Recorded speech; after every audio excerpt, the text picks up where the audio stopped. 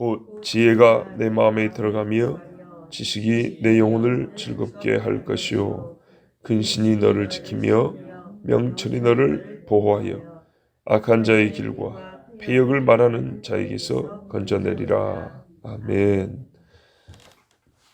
여러분 1장 2절하고 3절 한번 보시면 잠언이 우리에게 무엇이 유익하냐?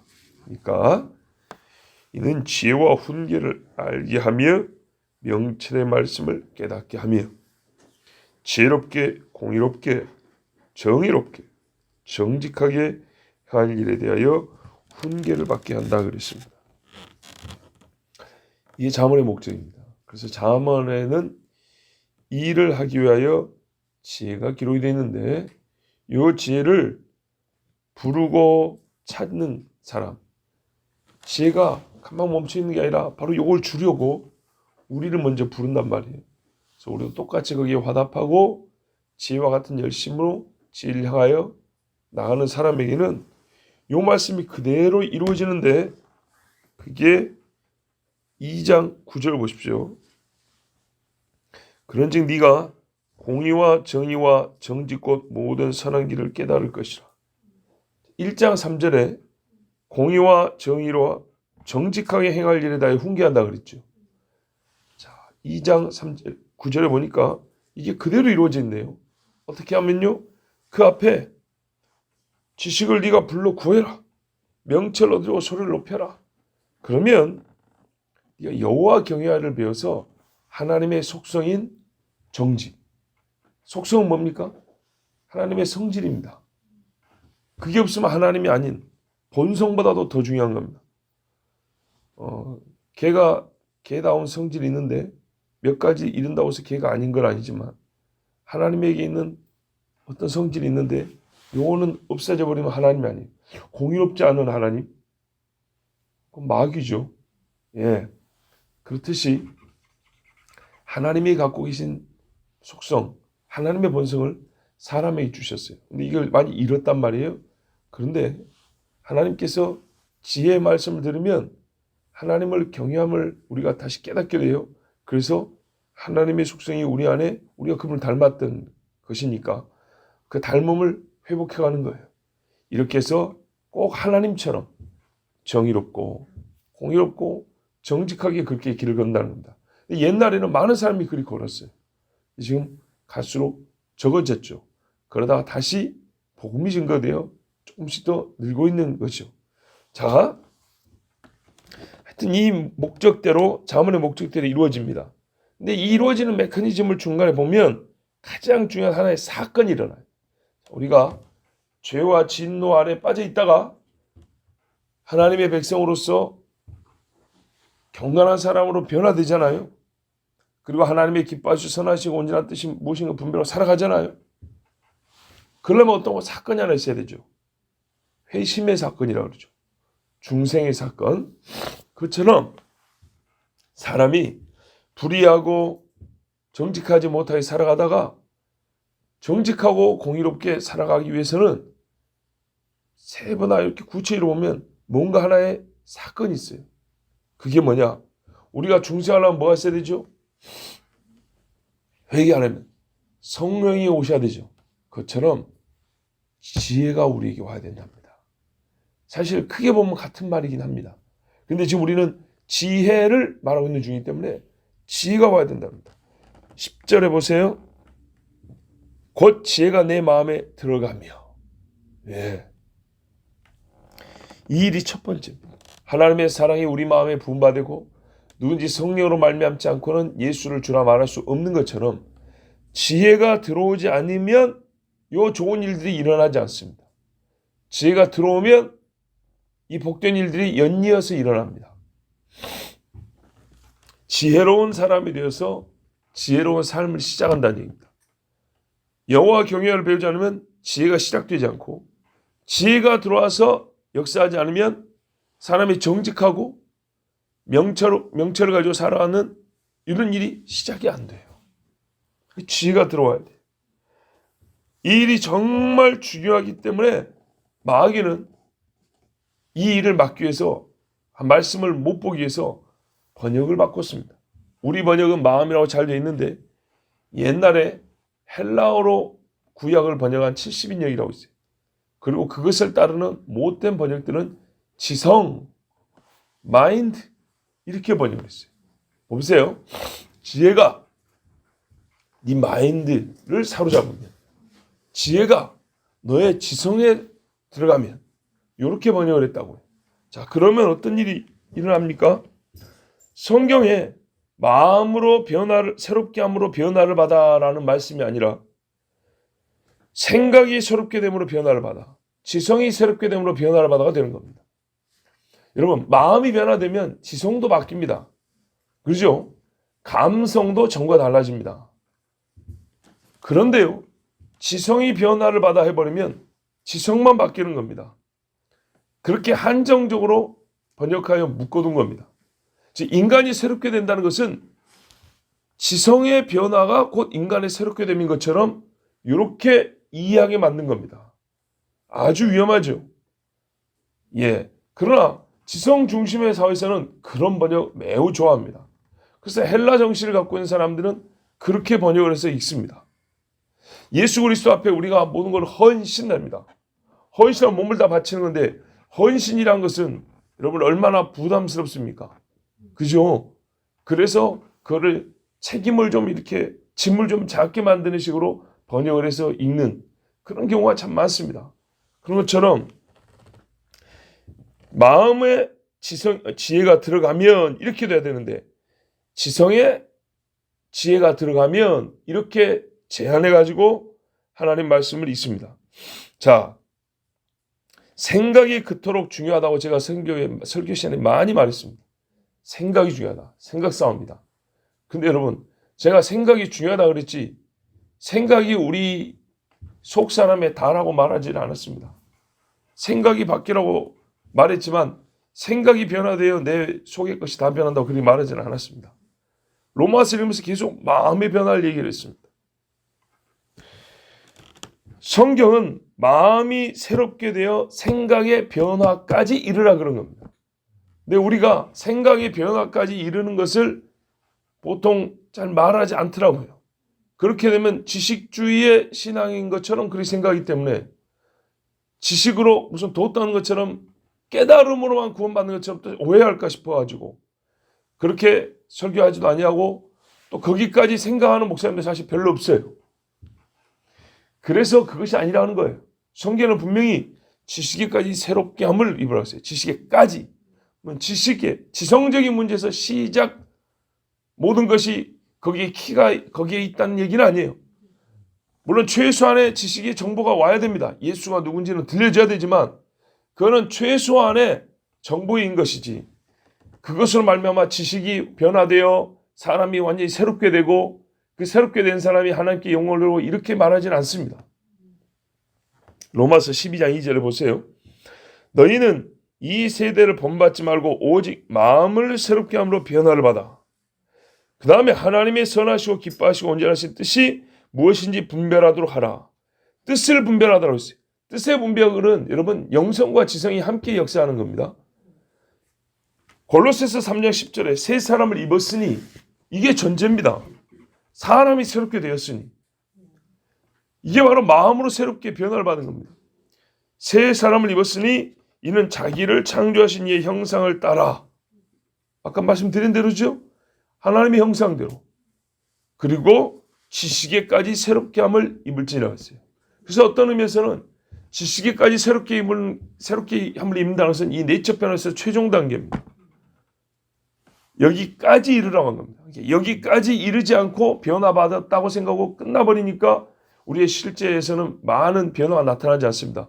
왜냐하면 여기 있는 것이 여기로 이렇게 나오거든요. 자, 마음을 지성으로, 즉 지혜가 지성에만 영향을 준다고 번역한 이 사람들은 사람의 전체 변화를 잘 알지 못합니다. 자, 로마서 10장 9절에서 10절에도 이런 말씀이죠. 네가 만일 내 입으로 예수를 주로 시인하며 또 하나님께서 그를 죽은 자 가운데서 살리신 것을 네 마음에 믿으면 구원을 받으리라. 사람이 마음으로 믿어 의에 이르고 입으로 신하여 구원에 이르느냐. 자, 여기서 우리가 주제에 따라 볼 건 뭐냐면 네가 예수가 누구다는 지식을 입수하면 구원을 얻어 이렇게 안 했다고요. 그죠? 여러분 지식에 담겨 있는 거는 믿음을 위한 하나의 조건은 되지만 믿는 거는 마음이라고 돼 있어요. 또 로마서 6장 17절 18절에 보면 하나님께 감사하리로다. 너희가 본래 죄의 종이더니 너희에게 전하여 준 바 교훈의 본을 마음으로 순종하여. 교훈이라는 것은 대개 지식의 형태로 오는데 이걸 뭐라 하면 마음으로 순종하여 죄로부터 해방되어 의에게 종이 되었느니라 그랬어요. 자, 마음이 무엇인가 대해서는 전에 설교를 또 여러분 통해서 많이 들었습니다. 분명한 차이가 있습니다. 그렇죠? 지식에 쌓이고 지성적 만족이 있는 것은 필요한 일이지만 그것이 우리 인간의 속사람의 변화를 결정짓는 게 아니라고 합니다. 그거는 속사람이 변화된 후에 나타나는 어떤 면에서는 최종 단계라고 합니다. 단초를 제공하지만 시작점이지 그것이 완성은 아니 이것이 다는 아닙니다. 그건 오히려 이 시작된 일의 끝에 가서 완성된 일이라고 그렇게 말씀합니다. 구원과 의의 종이 되는 전인적인 변화는 마음에 일어난 사건으로부터라고 성경이 분명히 그렇게 말씀합니다.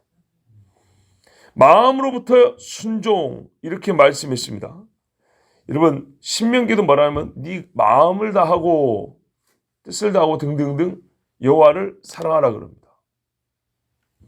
그러나 이 시대의 자칭 지혜자들은 그 지혜자들이라고 말하는 그 사람들은 학교 공부하는 거 학습, 스포츠, 음식, 먹방이 무슨 미식가니 이런 소리 많이 하죠. 먹는 거, 문화생활 여기에는 음악, 영화, 그래픽 이런 거 다 들어갑니다. 쇼핑에는 자신들의 지성과 그뿐 아니라 마음을 다하여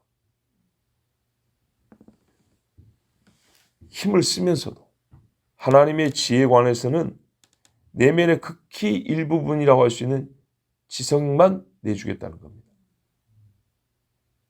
봐보세요. 쇼핑하고 싶어서 계속 쇼핑몰에 들어가져요. 이게 지식의 문제입니까? 아닙니다. 그걸 보고 나서 어느 물건이 이번에 할인이 얼마 된다더라. 어디 가면 살 수 있다더라. 전화번호 몇 번 두드리면 쇼호스트를 만나서 내가 협상을 할 수 있다. 이게 보다 지식의 문제지. 하고 싶어. 빨리 밥 먹고 설거지 빨리 하고 그거 봐야 되는데. 이거는 방송이 있다라는 지식이긴 하지만 그걸 갖고 우리가 절대적인 거는 우리에게 결정적 역할하는 지식이라고 말하지 않습니다. 그 방송을 보면서 방송에 나오는 정보를 지식화하고 싶은 겁니다. 그죠? 마음은 다른 겁니다. 근데 뭐가 달라지죠? 이 방송이 몇 시에 한다는 거 알아요. 근데 마음이 달라지면요. 안 봐. 성경 써야지. 그죠? 그거 볼 시간 어디 있어요? 지금 좀 있으면 예배 시간인데 빨리 가야지. 이렇게 되는 겁니다. 그런데도 그 잡다한 일에는 온 마음을 다 쓰면서도 진짜 마음이 있어야 도박도 한다는 걸 알면서도 하나님의 지혜에 관해서는 그거는 마음의 문제가 아니라 지성의 문제라고 번역을 그렇게 해서 지성의 문제로 국한시켜버려야 합니다. 그 사람은 하나님을 마음으로 알 수가 없습니다. 마음의 지혜가 들어오지 않으면 여러분 성경에 예수님이 뭐라 하면 입으로 나간 것이 다 마음에 가득한 것이라고 그랬습니다. 자, 지혜 없는 것들이 마음에 가득 쌓인 다음에 입으로 나갑니다. 그런데요, 이 사람의 마음에 지혜가 없으니까 자기 마음에 가득한 악한 것들이 나간다는 것을 모릅니다. 단지 이 사람이 판단하는 건 뭐냐면 저 사람의 말은 좀 유식하다 또는 무식하다 이 차이를 생각합니다. 뭘 좀 아는구나 모르는구나 이 차이에서 끝나버립니다. 야, 저 사람이 진짜 하나님을 경외하는 사람이구나. 저 입에서 나올 말이 전혀 하나님을 모르고 하는 소리구나. 여기까지 못 갑니다. 여러분도 예수 믿기 전과 후를 생각해 보세요. 야, 좀 사람이 양심적이네. 좀 비양심적이다. 좀 도덕적이구나. 에헤. 도덕이고 뭐고 교육을 똑바로 못 받았구나. 여기서 멈춥니다. 근데 내 마음이 하나님으로 말미암아 새롭게 된 사람은 어떻게 됩니까? 그 판단이 틀릴 수도 있고 맞을 수도 있지만 판단의 지점이 어디까지 하면 하나님을 아는 사람이냐, 그 속에 하나님의 영이 있는 사람이 없느냐, 여기까지 이릅니다. 그래서 기도할 때 어떻게 됩니까? 얘는 아이큐가 딸립니다. 주여 머리를 열어 주시옵소서. 이렇게 기도하고 끝나거나, 하나님, 이 사람은 하나님을 아는 지식이 필요합니다. 여호와의 말씀이 이 사람의 마음에 들어가 주의 말씀이 살아 역사해 주시옵소서. 이렇게 달라지는 겁니다. 그러나 여러분, 사람의 마음에서 나오는 것이 악한 생각이라고 예수님이 또 말씀해 주셨습니다. 사람의 마음에서 악한 생각이 나옵니다. 그러면 앞에 말하고 한번 생각해 볼까요? 마음에 쌓은 것을 입으로 말함이니라. 마음에서 악한 생각이 나오느니라. 아직 말 아닙니다. 악한 생각이 나오고 그 다음에 말이니까 이걸 연결하면 어떻게 되죠? 지혜롭지 못한 마음에서 악한 생각이 만들어지고 악한 생각에 따라 악한 입술의 열매가 맺어지는 겁니다. 그렇게 되죠. 그러면 뭐가 변화를 받아야 되죠? 말버릇만 고치면 됩니까? 아니죠. 생각을 바꿔야죠. 근데 생각을 바꾸려면 뭘 바꿔야 되죠? 그래, 생각이 뿌리를 내리고 있는 데 있어요. 마음이에요. 마침 우리 최동준 쌤 잘 오셨는데 10수년 전에 저분을 청년 때 제가 양육한 교육자였습니다. 그때 설교할 때 말한 게 있어요. 생각의 뿌리를 뽑아다가 옮겨 심어라 그랬어요.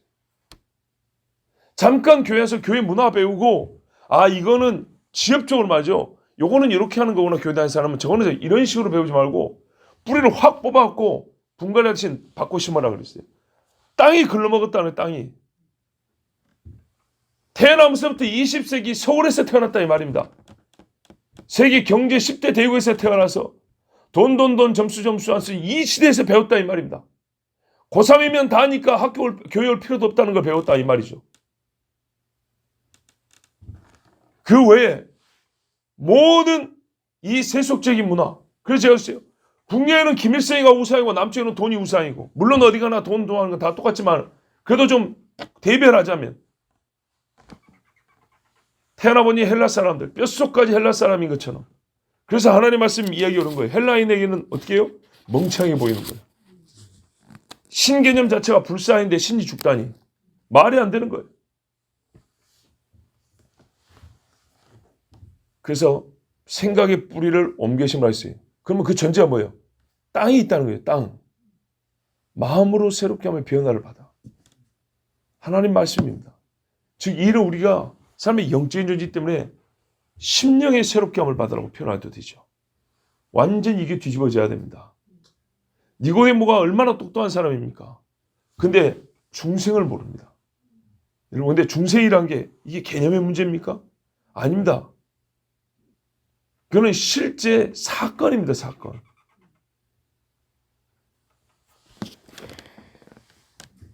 입의 말은요, 생각의 지적 수준의 차이를 나타내는 것보다 훨씬 더 그 사람의 깊은 것을 말해줍니다.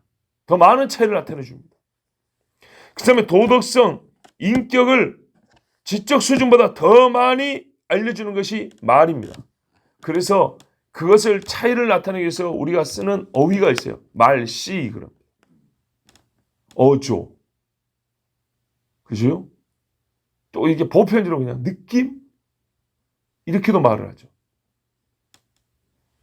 왜 그런 표현을 쓰죠? 말한 것을 그대로 문자로 이렇게 옮겨 적으면은 지식의 차이입니다. 그런데 말에는 지식의 차이 이상의 차이가 느껴진단 말이에요. 그 사람의 속 사람이라고 그러죠. 그 사람이 느껴져요. 달라요. 여러분, 제가 지금 말한 것을 똑같이 글로 쓰면 무명이라고 이렇게 익명으로 글로 쓰면 여러분 그냥 그 말 자체가 옳다 틀리다 조금 이렇게 하고 말 겁니다. 고개를 숙이든지 뒤로 제끼든지 옆으로 흔들든지 뭐 그럴 겁니다. 그런데요, 이 목소리, 이 영을 가진 사람의 입에서 나오니까 어떻게 해요? 다르단 말이에요. 이 사람이 좋으면 더 잘 들리는 거고, 이 사람이 싫으면 더 안 들리는 거고, 이 사람이 갖고 있는 영이 하나님과 가까우면 더 잘 들릴 것이고, 이 사람이 영이 하나님과 멀면 여러분에게 아무리 멋들어지게 말해도 안 들립니다. 감동이 없습니다.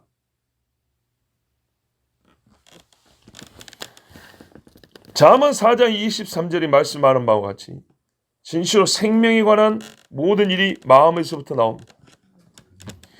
어리석은 자는 마음의 지혜를 담기를 원치 아니하고 도리어 진노와 심판을 쌓는 완고한 마음을 고수합니다. 자, 마음이죠. 로마서 2장 5절에 다만 네 고집과 회개하지 아니한 마음을 따라 진노의 날 곧 하나님의 의로우신 심판이 나타나는 그날에 임할 진노를 내게 쌓는도다. 회개하지 아니한 마음입니다. 지식은 주어졌습니다. 소돔과 고모라에서 나오라 했어요. 내일 아침에 분명히 너희 다 죽는다고. 사실은 밤에 죽는 거고 아침 되면 없어지는 거죠. 조금 미뤄졌을 뿐이지. 같은 이야기를 들었지만 욥의 아니야 누구죠? 롯의 사위들, 예비 사위라고 할 수 있겠죠. 그 사람들은 다 농담으로 얘기했어요. 노아 시대에 외쳤어요. 다 가짜로 얘기했어요. 사도들이 외쳤는데 그 사람들을 잡아가지고 때린 사람들이 있고 어찌할까 하고 회개한 사람들이 있어요. 성탄절에 와가지고 옛날에 음식이 귀한 시절에 와서 귤 하나 얻어 먹으면서 성탄절 설교 많이 들었어요. 그 중에 태반은 교회 안 나온다고. 제가 우리에게 있는 현상을 제대로 해석하자고 그랬잖아요. 젊은이들이 교회를 떠났다고. 그 말은 틀린 말은 아니지만은 교회를 떠난 세대를 젊은 세대로 규정하는 것에 그렇게만 생각이 고정되어 있으면 굉장히 잘못이라고 했어요. 소위 말하는 기성세대, 장년 이상, 중년 세대가 오히려 교회를 더 많이 떠났다고요. 그렇습니다. 지금 60대가 50대면, 아니 10대라고 생각해 보세요. 초등학교 다닐 때. 50년 전. 옛날에 했던 이야기지만 처음 듣는 분들이 계시니까 한 번 더 이야기할게요. 50년 전이면 얼마입니까? 지금으로부터 50년 전이면 70년대 초반입니다. 교회가 박이 터졌습니다. 제가 어릴 때만 하더라도 동네 애들 중에 교회 안 가는 애들 거의 없습니다. 여름 성경학교 하면 바글바글합니다. 그렇죠? 성탄절에는요. 진짜 떡국 한 그릇 넣어 먹고 귤이라도 하나 먹으려고 온 사람들도 많고 정말 대단했습니다. 부흥회하면 명절에도 부흥회를 하면 사람들이 가득 찼습니다. 제 기억이 있어요. 명절인데 부흥회를 했어요. 추수철인데 부흥회를 했어요. 나랑 들어놓고 말리다가 그거 다 말고 오는 교회가 오고 막 이랬단 말이에요. 그런데요. 그분들 다 지금 어디 계시죠? 권사님과 같이 신앙생활 때 친구들 말이에요. 권사님과 같이 집회 다녔던 그 친구들 말이에요. 어딨냐고요? 없어요. 비율로 따지면 그분들이 훨씬 많이 교회를 떠났습니다. 지금 젊은이들은 아예 교회를 안 온 것이고 교회를 떠날 때보다는 교회를 아예 안 온 거예요. 안 온 애들이 훨씬 많아요. 비율로 보면 옛날에는 온 사람들 중에 떠난 사람, 말 그대로 떠난 사람 하면 기성세대가 훨씬 많아요. 왜 떠났을까요? 근데 젊은이들이 교회 떠나만 생각하고 21세기만 생각한다니까요. 뭐 21세기 패러다임만 생각한다니까요. 문화 코드, 우리가 그들의 뭘 못 맞춰줬다는 이런 식으로 생각한다고. 그래서 뭘 바꿔야 된대요. 웃기는 소리 하지 말아요. 부모 세대가 하나님을 아는 지식이 똑바로 없었단 말이에요. 마음의 변화를 받지 않고 교회를 그냥 다녔단 말이에요. 그래서 어떻게 해요? 결혼식은 믿는 식으로 했지만은 결혼 생활에 믿는 정신이 없으니까 거기서 보고 큰 애들이 어떻게 해요? 교회 안 가요. 이제 형식으로도 부모를 따라하지 않아요. 자, 여러분, 이 세대를 본받는 겁니다.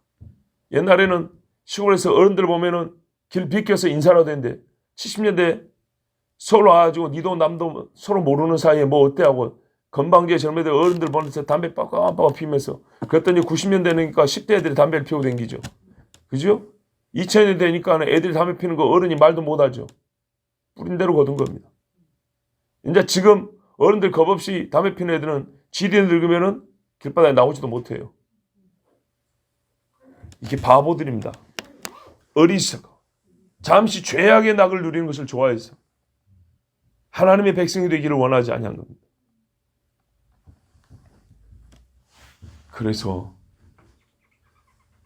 교회를 떠난 사람들은 마음의 변화를 받지 못한 사람들, 하나님의 지혜가 그 속에서 역사하지 않는 사람들. 그러니까 어떻게 해요? 말하면 교회까지는 얘기할 수 있어요. 그 사람들도. 교회 문화까지는 얘기할 수 있지만 대화 안에 하나님과의 진정한 관계 형성에 대해서는 말을 못해요. 대화가 안 나와요. 기도가 안 돼요. 믿는 사람들끼리 모여서 아직 교회 냄새가 날 때는 누가 교회면 그냥 눈을 감고 떴다 감았다 아멘. 이거는 돼요. 예수 냄새가 안 나니까 이게 안 돼요.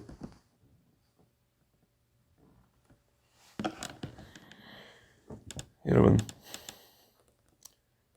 마음과 지식이 구별되어 있습니다. 지혜가 마음에 들어가면 그 다음에 지성적 환희가 주어집니다. 바울이 경험한 걸 생각해 보세요. 우리가 바울과 똑같은 경험을 안 했기 때문에 한번 이거는 상상을 해보시면 돼요. 바울이 그 전에 얼마나 많은 율법을 쌓아두었습니까? 그런데요, 그것이 자기 의를 쌓는 데는 도움이 됐고 예수 잡아 죽이는 데는 그게 힘이 되었는데 진짜 영혼이 방방 뛰게 할 기쁨이 되었을까요? 근데 예수를 만나고 나니까 표현하자면 쌓아놓은 율법이지만 어두웠어요. 빛이 확 비치니까 거기에서 어떻게 해요? 새순이 쑥쑥 돋아 올라오는 거 보면 얼마나 기쁩니까? 예수를 만나는 마음의 변화가 있으면 성경할 때 설명하기 힘든 즐거움이 있어요. 눈물이 있어요. 저 자신도 요 근래 다시 기도하고 있는 게 있습니다. 옛날에 10대 때는 고등학교 다닐 때만 하더라도 그 이후에도 말이죠. 그러니까 어린 시절부터 성경 보면 매일은 아니지만 읽으면서 눈물이 줄줄줄 날 때가 있어요. 어떤 것은 그냥 그 자체로 마음이 뜨거워서 어떤 경우는 깨달음이 와서 우와 이게 그 말씀이구나. 이거를 나에게 하나님이 깨닫게 해주시다니. 지금은요. 여러분이나 내나 매 똑같잖아요. 이러고 간단 말이에요. 저는 굉장히 예의를 중요시 여기는 사람입니다. 정말로 예의를 중요시 여깁니다. 그래서 어른이 말하는데 밑에서 고개 끄덕끄덕하면 화가 확 납니다. 그래서 고개를 끄덕이지 말고 대답을 하라 했어요. 사람이 지혜가 마음에 들어오면 마음이 새로워지죠. 사람이 새로워지면 말이죠. 뭐라 했어요? 흰머리 앞에 일어서라 그랬다고요. 흰머리 앞에 일어서라고. 지금 이게 없으니까 세상이 얼마나 진짜로 거꾸로 돌아갑니까? 그죠? 이것부터 가르쳐야 되는데 어른들이 뭐라 그래요? 너희부터 먹어, 너희부터 먹어. 이 소리 많이 했죠. 그래서 나중에 어떻게 합니까? 엄마가 배고프다는 것도 생각을 못 합니다. 기다리게 되면 사람이 기다리면서 빨리 먹고 싶은데 애들은 그러죠. 근데 한 살 한 살 더 먹어가면 빨리 먹고 싶은데 7, 8살짜리에서부터 10, 서너 살만 돼도 동생들 가르칩니다. 야, 아빠 오시면 같이 먹어야지. 엄마가 만들어주셨는데 너 엄마 생각도 안 해? 이렇게 말이 나온다니까요. 이게 지혜로운 것이죠. 정말 지혜롭죠. 열매가 달라요. 그래서 밥상머리 교육이라는 게 그런 겁니다. 지식을 얻음으로 마음이 변화를 받으면 지식이 얻어질 때마다 유쾌함이 더해집니다. 아, 고개를 끄덕끄덕 하는 게 아니고 예라고 대답하는 거구나. 그러면 예라고 대답하면 자존심이 막 확 상합니까? 아니요. 기쁘단 말이에요. 즐거워요. 다른 사람이 나한테 그렇게 해주는 것이 또 고맙고 여러분, 영혼의 즐거움이 더해집니다. 성경에 보면 있는 자가 더 있어진다는 걸 꼭 돈으로만 이게 치환해서 생각하는 못된 버릇이 있다면 버리시기 바랍니다. 있는 자가 더해진다는 것은 하나님과 관계성의 이야기죠. 주인에게 신실하고 착하고 충성된 종이라 칭찬을 듣습니다. 주인에서 나가는 것이 더 맡겨집니다. 그것은 더 많은 지식이 될 수도 있고 권위도 될 수 있고, 그죠? 선한 일을 행할 능력이 될 수도 있고 돈도 될 수도 있고, 성경에는 다양한 또 신뢰가 있습니다. 그리고요, 있는 자가 더 얻음으로 그 사람은 하나님께 더 많이 드립니다. 더 많이 드린다니까 역시 헌금을 더 많이 드린다는 것은 조금 문제 있는 생각입니다. 그렇게 되겠지만 그게 첫 번째는 아닙니다. 성경을 보세요. 예수를 알게 된 사람이 어떻게 됩니까? 하나님께 영광을 돌리며 예수를 따라가더라. 이게 첫 번째입니다. 하나님을 찬송하며 춤추며 뛰어가더라. 얼마나 기쁩니까? 마음이 새롭게 되면, 마음의 지혜가 들어가면 이렇게 변화가 먼저 일어납니다. 그러니까 우리에게는요, 남을 판단하고자가 아니라 이게 참인지 가짜인지 또는 어느 정도로 참인지를 분간할 수 있는 기준이, 표식이 성경에 많이 기록이 되어 있습니다. 충분히 알 수 있습니다. 성경에서 내 자신이 믿음에 있는가 한번 시험해 보라 그러죠. 똑같습니다. 내 마음이 지혜로운가? IQ 테스트 아닙니다. 예, 확인해 볼 수 있는 어떤 말일까요? 진단표라고 할까요? 이런 것들이 성경에는 많이 다양하게 기록이 되어 있습니다. 한번 확인해 보십시오. 지혜가 내 마음에 들어오셨는가? 물론 지혜라는 하나의 지금 제가 개념을 말하는 거 아닙니다. 이미 아시듯이 지혜는 성경에서, 특히 잠언에서 창조주라고 그랬습니다. 하나님 자신을 가리킵니다. 우리 신약에 가면은 예수 그리스도는 하나님의 지혜와 능력이라고 그럽니다. 그는 지혜와 같아서 지혜라고 한 게 아니라 진짜 지혜이기 때문에 지혜라고 부른 겁니다. 이렇게 지혜가 마음에 들어올 때 내 신상에 크게 두 가지 변화가 일어납니다. 자, 네 영혼을 즐겁게 할 것이요. 이미 설교했습니다. 예. 신상, 실제 생활에서 눈에 확 띄는 일이 두 가지 일어납니다. 첫 번째는 뭐냐? 분별력이 생겨서 그 분별력으로 내가 보호를 받습니다. 우리 번역에 분별이 없는데요. 그렇죠? 제가 알기로는 근신이 분별입니다. 예, 근실이 분별인데 역시 분별도 하나님의 능력이 속성이 들어갑니다. 예레미야에 보면 이런 말씀이 있어요. 10장 12절에 여호와께서 그의 권능으로 땅을 지으셨고 그의 지혜로 세계를 세우셨고 그의 명철로 하늘을 펴셨으며, 또 명철이네요. 분별입니다. 분별. 그러니까는 이 깊이 들어가면 사실은 한 뿌리에서 나온 말들이 있어요. 그래서 번역을 할 때 어휘 자체는 다른데 번역을 할 때 지혜, 명철, 근신, 신중, 이런 분별 이렇게 해서 막 섞어 쓰기도 해요. 그래서 좀 혼란스럽습니다. 자, 그걸 일일이 다 찾을 수는 없으니까 일단 뭐라고요? 분별력, 분별. 하나님의 속성으로 이렇게 닮아감. 그러니까 하나님을 닮았는데 우리 속사람이 변화되어 닮아가는 건데요. 분별 있는 사람은 어떻게 하냐? 일을 할 때 주의합니다. 무례하지 않습니다. 또 명철을 가져서 사람이 악하고 죄에 속한 일에서 자신을 멀리합니다. 좋은 일을 할 때도 그 중에 더 선한 것과 먼저 해야 할 일을 가릴 줄 압니다. 또 이 일의 확산, 축소, 때를 알기까지, 또 이 일을 해야 될 시간, 그죠? 공간. 자, 때와 시간을 뭐하냐? 때는 어느 한 타이밍이고요. 시간은 이렇게 간격이 있는 거죠. 때와 때 사이의 간격. 하루 치냐, 열흘 치냐. 그죠? 때는 지금 밟아야 될 때냐, 놔야 될 때냐. 이런 것까지. 관계성. 누구와 함께 해야 될 것이냐. 또 인격적인 문제가 아니라 물질적인 것에까지.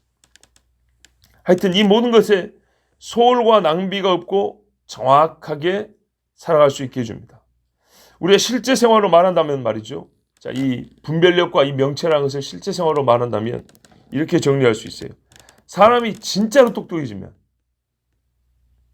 자, 딱 귀가 땡기죠? 이렇게 땡기죠. 진짜로 똑똑해지면 부지런해집니다. 네. 진짜로 똑똑해지면 틀림없어집니다. 사람이 신실해져요. 왜요? 신실하지 않으면 나중에 도리어 자기가 더 큰 해를 당한다는 것을 아는 똑똑함이 있어요. 부지런하지 않으면 이거는 안다고 해서 성과가 주어지는 건 아니라는 걸 아는 똑똑함이 있어요. 뭔 말인지 아시겠죠? 예. 부지런히 공부해야 합격한다. 예. 야, 이거 합격하면 뭐가 된대? 그건 똑똑한 건 아니죠. 합격할 수 있는 실제 내한테 내 삶에서 나타나는 똑똑함이 알겠죠? 부지런해집니다. 틀림없어지고 신실해지고 부지런해집니다. 이게 성경적인 똑똑함입니다. 지혜가 들어가면 사람이 이렇게 변화됩니다. 삭개오를 보세요. 자기가 한 일 정확하게 스스로 가려내죠. 그리고 해야 할 일을 알죠. 그렇지 않습니까? 그리고 반드시 얻어야 될 걸 얻었습니다. 이 집에 구원이 이르렀다. 이 사람도 아브라함의 자손이로다. 아, 이 재산 그거 내놓고 이런 복을 받았으면 잘한 것이죠. 매우 똑똑한 거죠. 오해는 또 하지 마세요. 재산 팔면 구원받는 소리는 아닙니다. 누굽니까? 지혜로운 여인. 아비가일. 예. 아비가일 한 거 보세요. 몇백 미터 앞서 나간지 모르지만 나발보다 앞서 나가서 그 집을 살렸습니다. 포도 몇 종이, 포도주, 떡, 고기, 몇 다라이. 옛날에 다라이 뭐라고 말해야 되지? 하여튼 소쿠리에다가 고기 덩어리 몇 덩어리 싣고 와서 바치고 엎드리고 나서 말이죠. 다윗을 한마디 높여드렸죠. 나중에 다윗의 부인이 됐습니다. 좀 의문은 왜 그 이후 이야기가 별로 없다는 겁니다. 그 똑똑한 여인이 다윗과 함께 뭔가 역사를 치렀을 것 같은데 아비가일의 역할이 그렇게 나오지 않는다는 게 이게 좀 의문이긴 한데 하여튼 다윗의 부인이 되었습니다. 참 놀라운 일이죠. 엎드렸더니 부인이 됐습니다. 하나님께서 우리에게 알려주고 싶은 부분이 바로 그 부분이었는가 봐요. 네, 그렇죠. 하여튼 이게 똑똑한 겁니다. 때를 알아요. 부지런해요. 남편하고 같이 술 퍼먹고 여자들도 술 잘 마십니다. 이러지 않냐고 쌍소리 하지 않냐고 정신 똑바로 차렸었어요. 남편이 술이 거하게 취해가서 헛소리하는 지경에 이르를 때까지 여자가 똑바로 정신을 차리고 있을 수 있다. 여자는 술 입에 안 댔다는 얘기입니다. 굉장히 지혜롭고 정말 집을 지킬 줄 아는 여인이었습니다. 진짜 똑똑한 게 뭔지 아시겠죠? 지혜가 마음에 들어가야 되는 겁니다. 룻도 마찬가지입니다. 정말 룻을 보면 놀랍게 그지없습니다. 자, 여러분 지혜가 들어가면요 무지와 게으름과 불의함으로 나가지 못하도록 분별과 명철이 먼저 나를 지킵니다. 이거 외부적인 보호막이 아니에요. 내부적인 보호장치예요. 안 풀려요. 내 마음에서 내키지 않는다든지 뭔가 하나님 앞에 이 두려운 마음이 생기게 한다든지 하나님의 말씀이 확 떠오르게 해버린다든지 그죠? 양심의 가책과 자극이 일어나서 쉽게 이게 안 나가져요. 몸이.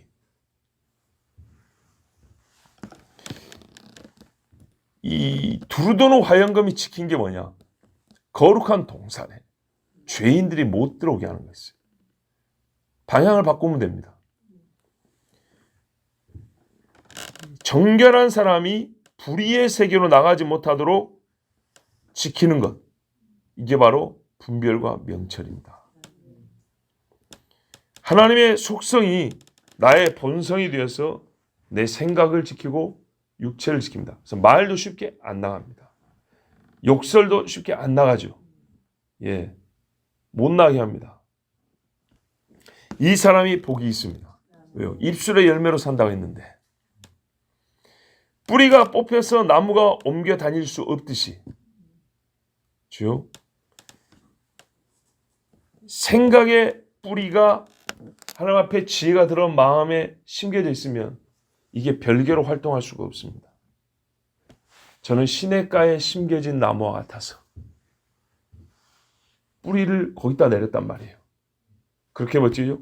시냇가의 수분 그리고 시냇가의 그 비옥한 토양의 영양분을 흡수하는 겁니다. 그래서 열매를 맺습니다. 뿌리가 뽑히지 않는 이상 박힌 땅에 절대적인 영향을 받습니다. 사람의 생각은요, 마음의 토양, 마음의 뿌리를 내리고 있기 때문에 거기서 뽑히지 않는 이상 마음의 절대적인 영향을 받습니다. 그러므로 마음이 토질이 바뀌어서 지혜라는 토질로 바뀌게 되면 거기서는 지혜가 들어오기 때문에 이 사람의 생각 그리고 그 마음에 쌓은 것에서 이분에내는 말도 지혜롭습니다. 물론 우리 인간이 살면서 이를 완벽하게 구현해내거나 매 시간마다 어느 한때도 누락됨이 없이 이렇게 누리고 산다고 한다는 것, 이건 좀 실제 어려운 일이랍니다. 왜냐하면 우리는 계속하여 외부에서 들어오는 미혹과 악의 자극을 받고 있기 때문에 때로는 살짝 흔들립니다. 그리고 그 중에 뿌리 하나가 또 병드는 때도 가끔 있고요. 하나 이거는 그냥 비유의 묘사입니다. 이파리가 상하는 지경도 있습니다. 나는 분명히 좋은 열매를 냈는데 이 좋은 열매를 나만 보는 게 아니라 남들이 볼 때는 거꾸로 이것이 악하다고 거짓말하는 사람도 있기 마련입니다. 반대로 내가 좋지 않은 열매인데 악한 말하고도 모르듯이 내가 또 그럴 수도 있는 겁니다. 자, 그렇지만 우리는 지금 하나님 말씀이 무엇을 가르치는가를 듣고 있습니다. 그리고 그것이 우리 기도 제목이 되어야 되겠고 그리고 그것이 우리가 바라는 바 소망이 되어야 되기 때문에 그것을 말씀드린 겁니다. 이제 들었으므로 우리는 이 일을 원하여 하나님 앞에 구해야겠습니다. 너희 중에 지혜가 부족하면 모든 사람에게 후히 주시고 꾸짖지 아니하시는 하나님께 구하라 그리하면 주시리라 그랬습니다. 그래서 이 지혜를 구하여서 여러분 어려운 유혹에도 이겨나가고 더 어려운 시련도 믿음의 시련도 인내함으로 이기는 우리 모두가 되길 바랍니다. 기도하겠습니다.